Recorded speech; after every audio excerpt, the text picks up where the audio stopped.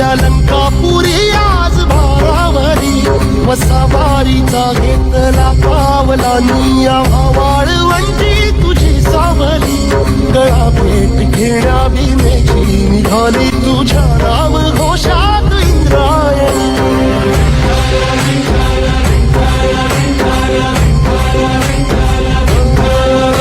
भिडे आसमंती ध्वजा वैष्णवांची उभी पंढरी आज नानावली तुझे नाव ओठी तुझे रूप ध्यानी जीवा